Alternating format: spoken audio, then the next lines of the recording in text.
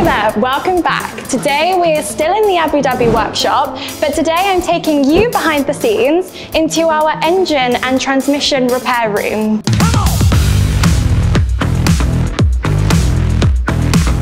Behind me, you can see all of the transmission and the gearbox parts that have been carefully disassembled from your car. What we will then go on to do is we will see if it's the existing transmission that needs to be replaced with a new one, or whether it's just the faulty parts in your existing transmission that need to be replaced.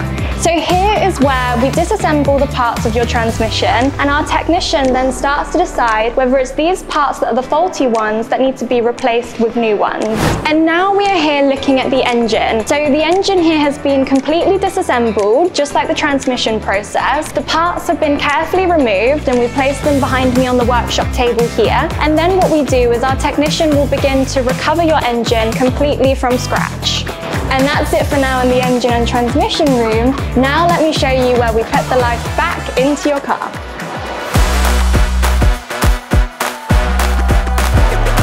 And this is where your recovered engine gets installed back into place to get your car back on the roads. So if you're in need of any major repair services, call us on this number below and our team will be here to take care of the rest.